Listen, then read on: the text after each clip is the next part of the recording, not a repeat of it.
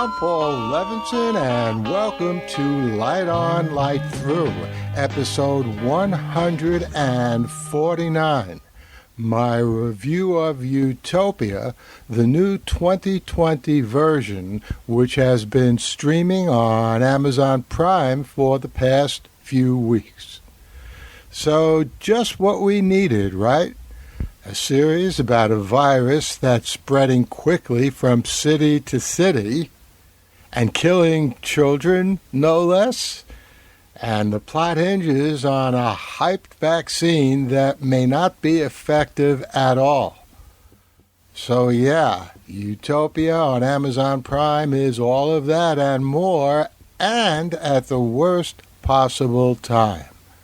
But maybe also at the best possible time, because I found the first season of this series really enjoyable, and I binge watched all 8 of its episodes yesterday.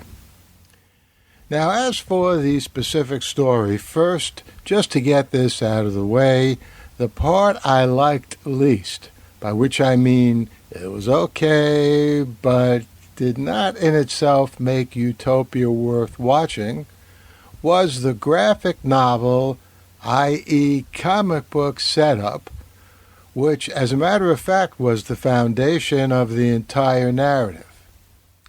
At its best, the Utopia comic book serves the same purpose as the grasshopper lies heavy in The Man in the High Castle, a secret manuscript which provides the heroes clues to what's going on. And you know what? That wasn't my favorite part of The Man in the High Castle either.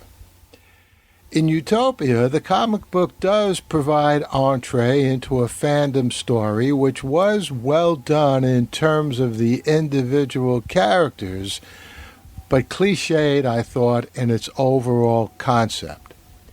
So, in sum, I think Utopia could have done just as well without the comic book. The main strength of the series were the stunning surprises that pop up at or near the end of just about every single of the 8 episodes. Excellent characters are unexpectedly killed, apparent allies are suddenly revealed as villains, while other villains themselves begin to evolve into something better. Although the transformations could have been a little more plausible, with some prior signaling of traits emerging or latent in the characters, they're believable enough and make Utopia an adrenaline-spurting roller coaster ride, always welcome in a television series, and the essential element in a bingeable series, which Utopia most certainly is. I will note that I was less than happy with the death of one of the characters, though that certainly moved the shocked needle way off the dial.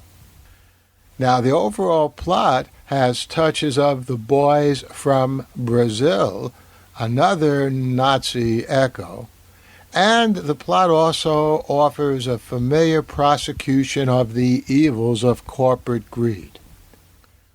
But applied to the pandemic, it has a searing and even frightening relevance to our world off-screen. And since it, presumably, is not something that is currently happening in our world, it is strangely refreshing to see.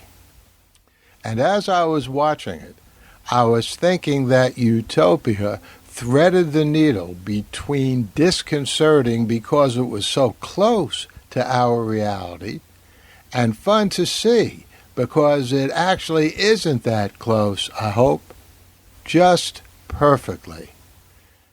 It's rare that you see such a fine threading of that kind of needle. So, Amazon Prime deserves plaudits for scheduling and streaming Utopia in this crazy fall of 2020. The Light on Light Through podcast.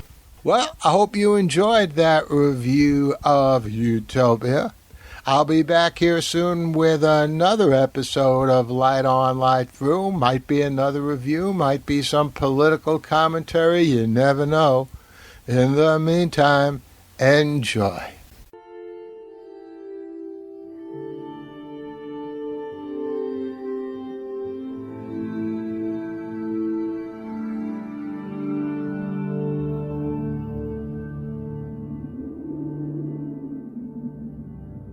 Athens, 2042 AD. She ripped the paper in half, then ripped the halves, then ripped what was left again into bits and pieces of history that could have been. Sierra Waters had read once that, years ago, it was thought that men made love for the thrill, while women made love for the sense of connection it gave them. Curled Up with a Good Book says, Sierra Waters is sexy as hell. You can find out more about The Plot to Save Socrates by Paul Levinson at theplot2savesocrates.com.